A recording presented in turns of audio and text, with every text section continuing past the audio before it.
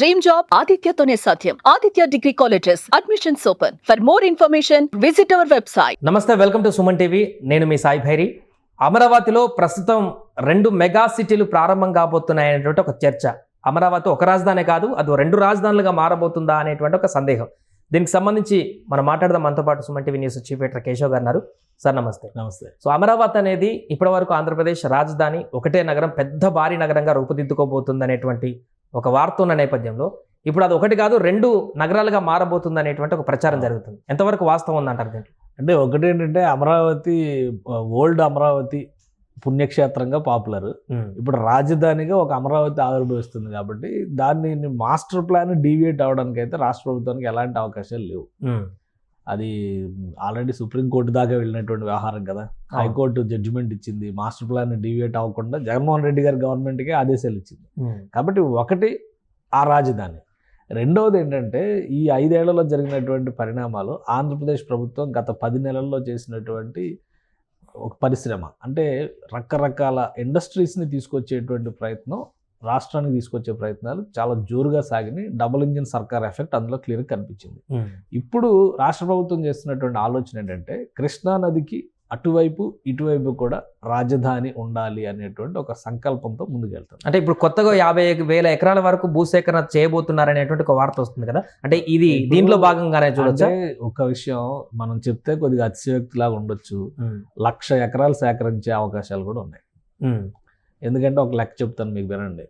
ఇప్పుడు ఒక 10,000 ఎకరాలు కనుక భూములు సేకరిస్తే మనం చెప్పేటువంటి హెడ్లైన్స్లో 10,000 ఎకరాల సేకరణ అని చెప్తాం. కానీ ల్యాండ్ పూలింగ్ ద్వారా రాష్ట్ర ప్రభుత్వం భూసేకరణకు వెళ్తే ప్రభుత్వానికి వచ్చేటువంటి భూముల శాతం అందులో 25% 30% ఉంటుంది. ఇప్పుడు అమరావతిలో 55,000 ఎకరాలు ఉంటే అమరావతి టోటల్ ప్రాజెక్ట్ డెవలప్ అయిన తర్వాత ప్రభుత్వ చేతిలో ఉండేటువంటి భూములు గతంలో ఇచ్చినటువంటి శ్వేతపత్రం ప్రకారం చూస్తే కూడా 6,000 ఎకరాలు. సో ఈ 6,000 ఎకరాలు మాత్రమే ఆంధ్రప్రదేశ్ ప్రభుత్వ ఆధీనంలో ఉంటుంది. మిగతా అంతా కూడా వివిధ సంస్థలు కావచ్చు, డెవలప్మెంట్కి ఎవరైతే ల్యాండ్ దానం చేశారంటామా లేదా వాళ్ళు ఇచ్చారంటామా, సో వివిధ కారణాలతో ఇచ్చినటువంటి లబ్ధిదారులు ఎవరైతే వాళ్ళకి డెవలప్మెంట్ ఇవ్వాలి కదా. 1 ఎకరం భూమి ఇస్తే 400 గజాలు డెవలప్ చేసినటువంటి ప్లాట్ ఇవ్వడం కదా అగ్రిమెంట్. అక్కడ 200 గజాలు కమర్షియల్ ప్లాట్ కూడా ఇస్తామనేటువంటి అగ్రిమెంట్ ఉంది, ప్లస్ కౌలు ఇస్తామనేటువంటి అగ్రిమెంట్ ఉంది. కాబట్టి మీకు సైజ్ చూసినప్పుడు 1,00,000 ఎకరాలు అనగానే చాలా పెద్ద అమౌంట్ లాగా అనిపిస్తుంది, అంటే చాలా పెద్ద నంబర్ లాగా కనిపిస్తుంది. ఇప్పుడు 44,000 ఎకరాలు అండి. 44,000 ఎకరాలు కనుక ల్యాండ్ పూలింగ్ ద్వారా రాష్ట్ర ప్రభుత్వం సేకరిస్తే రాష్ట్ర ప్రభుత్వం పరిధిలో ఉండేది బహుశా ఒక 10,000 ఎకరాలు ఉండొచ్చు. అంతకంటే ఎక్కువ ఉండడానికి అవకాశం ఉంది. ఒక లేఅవుట్ చూడండి, 1 ఎకరం లేఅవుట్ వేస్తే కామన్ ఏరియాస్కి ఎంత తీస్తారు, రోడ్స్కి ఎంత తీస్తారు, పార్కులకి ఎంత తీయాల్సి వస్తుంది. సో ఫైనల్గా మిగిలేదు ఎంత ఉంటుంది, మళ్ళీ లబ్ధిదారులు కూడా ఇచ్చేది ఉంటుంది. సో ఇక్కడ అది మనం అర్థం చేసుకోవాల్సిందంటే, అందుకనే రాష్ట్ర ప్రభుత్వం ఇప్పుడు ఉన్నటువంటి భూములన్నింటినీ, ఇప్పుడు వచ్చినటువంటి ప్రాజెక్ట్స్ని యాజ్ ఇట్ ఈస్గా ల్యాండ్ అయ్యి 3 ఏళ్లలో కనుక అమరావతి ఫేజ్ 1 కంప్లీట్ అయితే ప్రభుత్వం చేతిలో ఉండేటువంటి ఆస్తుల విలువ చాలా తక్కువ ఉంది. ప్లస్ చుట్టుపక్కల ఉన్నటువంటి ప్రాంతాలు, అంటే inner ring road, outer ring road, ఈ రెండింటిని ఒక ప్రామాణికంగా తీసుకుని చూసినప్పుడు చాలా అవసరాలు. ముఖ్యంగా మనం ఫస్ట్ టైము సుమన్ టీవీలోనే స్టోరీ చేసాం. International airport, Amaravati international airport గురించి ఒక ప్రణాళిక జరుగుతుంది అనేటువంటి చర్చ జరిగినప్పుడు చాలామంది కామెంట్స్ కూడా పెట్టారు, నెగిటివ్ కామెంట్స్. తర్వాత లోకేష్ గారు దావోస్ వెళ్ళినప్పుడు మేము ఇట్లా చర్చలు జరుపుతున్నాం, అమరావతికి దుబాయ్ తరహా ఎయిర్పోర్ట్ ఎందుకు ఉండకూడదని ఆలోచిస్తున్నాం అన్నాడు. ఇప్పుడు 3,000 నుంచి 5,000 ఎకరాలతో ఒక ఎయిర్పోర్ట్ ప్లాన్ చేస్తున్నాం అన్నాడు. ఇప్పుడు 3,000 నుంచి 5,000 ఎకరాలతో అమరావతిలో ల్యాండ్ ఉంది కదా. అందరూ ఏమనుకుంటున్నారు, 33,000 ఎకరాలు సేకరించింది, 20,000 ఎకరాలు ప్రభుత్వ భూములు, మొత్తం కలిపి ఒక 53,000-54,000 ఎకరాల భూములు ఉన్నాయి కదా, అందులో 5,000 ఎకరాలు పడేయడం ఈజీ అని అనుకుంటున్నారు. కానీ ఇక్కడ అలా ఉండదు. ఎందుకంటే డెవలప్మెంట్ చేసిన తర్వాత అవైలబిలిటీ ఆఫ్ ల్యాండ్ అనేది షేర్ తగ్గుతుంది కదా. అదే తరహాలో ఇప్పుడు అమరావతికి కనుక ల్యాండ్ ఎక్విజిషన్ చేస్తే, అమరావతి ఇంటర్నేషనల్ ఎయిర్పోర్ట్కి ల్యాండ్ ఎక్విజిషన్ చేస్తే 5,000 ఎకరాలు అంటున్నారు, యావరేజ్గా ఒక 4,000 ఎకరాలు అనుకుందాం మనం. ఎందుకంటే ఇక్కడ శంషాబాద్లో కూడా 3,500 ఎకరాలతోనే కట్టారు ఎయిర్పోర్టు.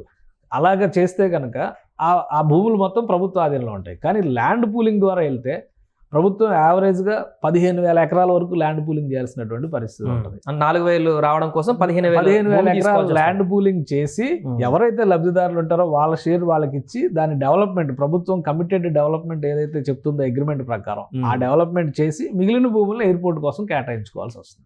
సో ఇది ఈ పాయింట్ అర్థం కాక చాలా మంది ఏమనుకుంటారంటే మళ్ళీ ల్యాండ్ పూలింగ్ మళ్ళీ వచ్చేసి మనం నేను అన్నాం 2వ దశ కాదు 3వ దశ కూడా ఉంటుంది. 3వ దశ కొంత టైం పట్టుద్దేమో అనుకున్నా. నారాయణ గారు ఒక అనౌన్స్మెంట్ చేశారు, కృష్ణానదికి అవతల వైపులో స్పోర్ట్స్ సిటీ ప్లాన్ చేద్దాం అనుకుంటున్నాం మేము అని చెప్పారు.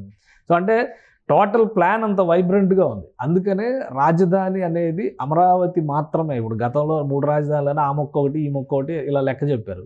ఇప్పుడు అమరావతిని ఒక కాంపోజిట్ క్యాపిటల్గా చేసేటువంటి క్రమంలో గుంటూరు, విజయవాడ, మంగళగిరి, తాడేపల్లి, ఇవి తాడేపల్లి, మంగళగిరి ఒకటే మున్సిపాలిటీ, విజయవాడ ఒక మున్సిపల్ కార్పొరేషను, ఇప్పుడు గుంటూరు సపరేట్ మున్సిపల్ కార్పొరేషన్. వీటిని గ్రేటర్ నగరాలుగా మలుస్తూ ఒక అమరావతిని సృష్టిస్తారా, లేదా మొత్తం ఈ ప్రాంతాలన్నింటినీ కలిపి ఒక చర్చ ఎక్కువగా జరిగింది. కూటమి ప్రభుత్వం అధికారంలోకి వచ్చిన వెంటనే జరిగిన చర్చ ఏంటంటే గరుడ అనేటువంటి ఒక ప్రతిపాదన వస్తుంది అని చెప్పి, greater Amaravati urban development authority అని చెప్పని ఒకటి ప్రపోజ్ చేస్తున్నారు.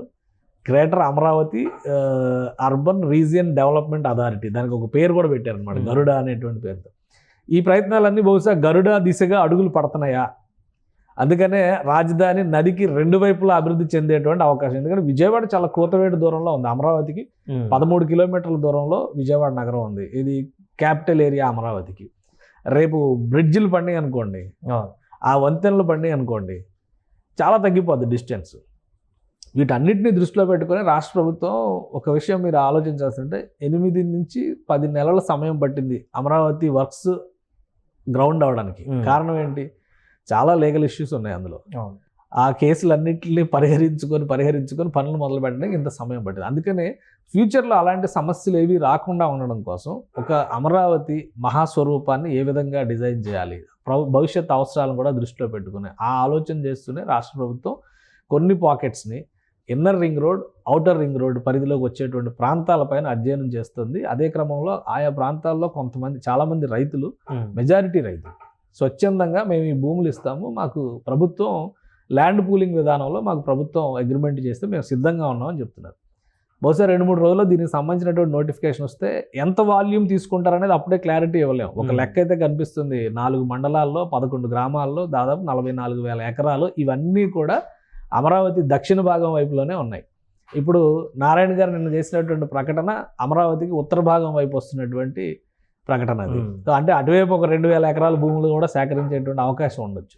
అందుకని అమరావతి ఒక నగరంగా కంటే ఒక 4 నగరాల సమాహారంగా రూపాంతరం చెందేటువంటి అవకాశాలు అయితే కనిపిస్తుంది. ఇప్పుడు కృష్ణానది అవతల గనక భూసేకరణ ల్యాండ్ పూలింగ్ ద్వారా సేకరిస్తే నగరం పెరిగేటువంటి అవకాశం ఉన్న నేపథ్యంలో ఈ inner ring outer ring road అనేటువంటి పరిధి కూడా తగ్గేటువంటి పరిస్థితి ఉంది. అదేమన్నా ఎక్స్టెన్షన్ అవుతుందా? లేదు, ఔటర్ రింగ్ రోడ్డు పరిధిని దృష్టిలో పెట్టుకునే ఇప్పుడు ఔటర్ రింగ్ రోడ్డు ప్రణాళిక ఎలా చేశారంటే ఏ రేడియస్లో చూసినా కానీ 18 నుంచి 22 కిలోమీటర్ల డిస్టెన్స్ వచ్చేలాగా కోర్ క్యాపిటల్ ఏరియాకి ప్లాన్ చేశారు. అంటే విజయవాడ నగరానికి ఇంకా అవతల వైపుకి ఔటర్ రింగ్ రోడ్ వెళ్తుంది, అటువైపు గుంటూరు నగరానికి అవతల వైపు చిలకలూరుపేట పరిసర ప్రాంతాల వరకు ఔటర్ రింగ్ రోడ్ వెళ్తుంది.